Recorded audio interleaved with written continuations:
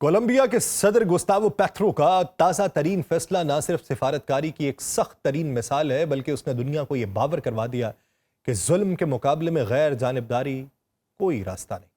یا تو آپ مظلوم کے ساتھ کھڑے ہوتے ہیں یا پھر ظالم کے سہولتکار بن جاتے ہیں۔ گلوبل سمٹ فلاٹیلا پہ اسرائیلی حملے کے بعد کولمبیا نے جو قدم اٹھایا وہ ایک دو ٹوک اور غیر معمولی اعلان ہے، جس میں اسرائیل کے باقی ماندہ سفارتکاروں کو بھی ملک بدر کرنے کے ساتھ ساتھ آزادانہ تجارتی معاہدے کو ختم کرنے کا فیصلہ شامل ہے۔ اس اقدام کے ساتھ کولمبیا نے اسرائیل کو یہ باور کروایا ہے کہ اس کی جارحیت اور انسانیت سوز پالیسی کے لیے دنیا میں کوئی محفوظ پناہگاہ باقی نہیں بچ رہی۔ یہ وہی کولمبیا ہے جس نے 2024 میں غزہ میں جاری قتل عام کے خلاف اسرائیل سے اپنے سفارتی تعلقات منقطع کر دیے تھے۔ اس وقت دنیا کے بیشتر ممالک خاموش رہے تھے، مگر کولمبیا نے عملی طور پہ احتجاج کا وہ قدم اٹھایا جس کی دنیا کی مثالیں بہت کم دکھائی دیتی ہیں۔ اس کے باوجود اسرائیل کے 4 سفارتی اہلکار کولمبیا میں موجود تھے جنہیں اب نکال باہر کیا گیا۔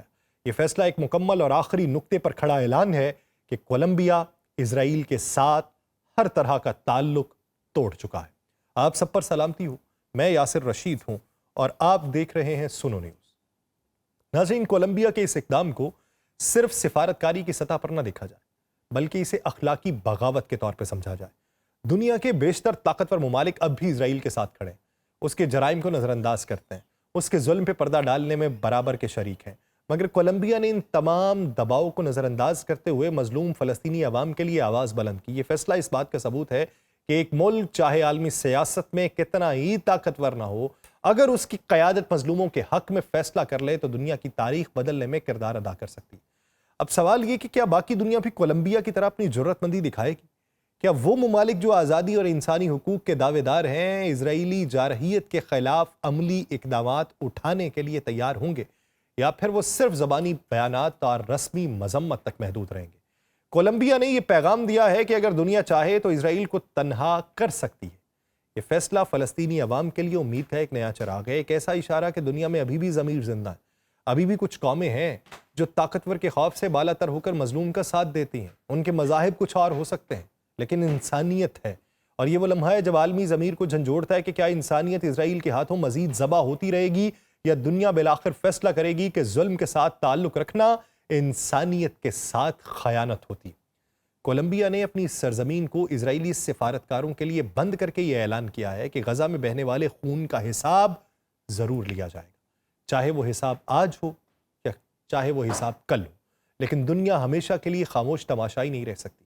اس سے پہلے کولمبیا کے صدر گوستاوو پیٹرو کا نیو یارک میں فلسطینی حمایتی مظاہرے سے خطاب میں جو الفاظ تھے وہ صرف ایک تقریر نہیں تھی بلکہ ایک عالمی للکار تھی۔ انہوں نے دنیا کو یہ باور کروایا کہ اسرائیل کے بڑھتے ہوئے مظالم کو روکنے کے لیے صرف مذمتی بیانات کافی نہیں ہیں، بلکہ ایک ایسی عالمی فورس کی ضرورت ہے جو امریکی فوج سے بھی بڑی ہو اور جو انسانیت کے تحفظ کے لیے کسی طاقتور ریاست کے دباؤ کی بجائے اخلاقی اصولوں کے اوپر کھڑی ہو۔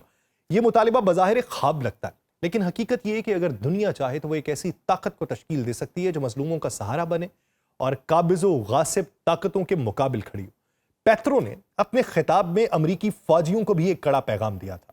اس نے کہا تھا کہ امریکی فوجی ٹرمپ کے حکم کی بجائے اپنی انسانیت کی آواز سنیں اور اپنے ہتھیار مظلوم انسانوں کے دفاع کے لیے اٹھائیں۔ یہ الفاظ ایک ملک کے سربراہ کی زبان سے نہیں نکلے تھے بلکہ یہ ان لاکھوں دلوں کی ترجمانی تھی جو دنیا بھر میں فلسطینیوں کے قتل عام پہ تڑپ رہے ہیں۔ مگر اس للکار کا جواب امریکہ نے اشتعال انگیزی کا الزام لگا کے دیا اور فوری طور پہ کولمبیا کے صدر کا ویزا منسوخ کر دیا گیا۔ لیکن پیٹرو بھی شاید اس انجام کے لیے تیار تھے۔ وطن واپس پہنچے اور اعلان کر دیا کہ وہ صرف کولمبیا کے شہری نہیں بلکہ یورپ کے بھی شہری، اور یورپی شہریوں کو امریکہ جانے کے لیے ویزا درکار نہیں ہوتا بلکہ صرف ایک سفری اجازت نامہ کافی ہوتا ہے۔ اس بیان نے ظاہر کر دیا کہ پیٹرو کسی پابندی یا دھمکی سے دبنے والا نہیں بلکہ وہ اپنی آواز دنیا کے ہر پلیٹ فارم پہ بلند کرے گا۔ یہ پہلا موقع نہیں ہے کہ پیٹرو نے امریکہ کو للکارا ہو۔ اس سے پہلے بھی اقوام متحدہ کی جنرل اسمبلی میں بھی انہوں نے امریکی صدر ڈونلڈ ٹرمپ اور امریکی پالیسیز پہ کڑی تنقید کی تھی، لیکن اس بار معاملہ مختلف ہے۔ اس بار انہوں نے صرف اسرائیل کو نہیں بلکہ پوری عالمی طاقت کے نظام کو چیلنج کیا۔ سوال یہ کہ کیا دنیا واقعی پیٹرو کی اس پکار پہ کان دھرے گی؟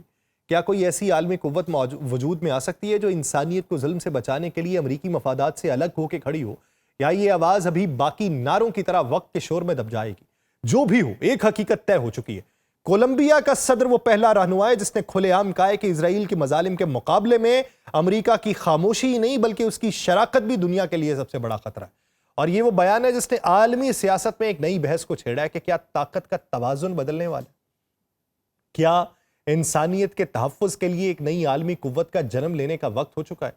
کولمبیا نے جو اعلان کیا ہے وہ ایک صرف صنفی، صنعتی، اخلاقی کارنامہ نہیں، ایک سیاسی بیان بھی ہے جس نے ایک ہی سانس میں دو پیغامات بھیجے. ایک یہ کہ اب وہ اپنی سیکیورٹی کے بنیادی اوزار خود بنانے کی صلاحیت رکھتا ہے. اس نے جب اسرائیل سے تعلق ختم کیا تو اس نے کیا کیا؟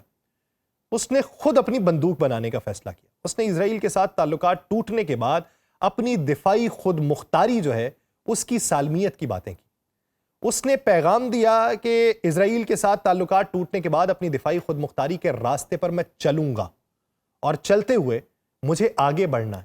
آگے بڑھتے ہوئے مجھے اپنے اقدامات اٹھانے.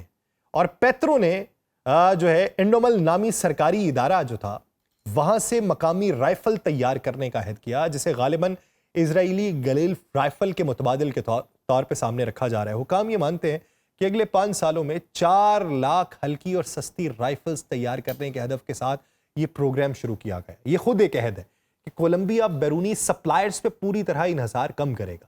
اور یہ تحریک صرف ہتھیار بدلنے کی تکنیکی بات نہیں ہے، اس کے پس منظر میں وسیع تر جغرافیائی اور سفارتی تبدیلیاں.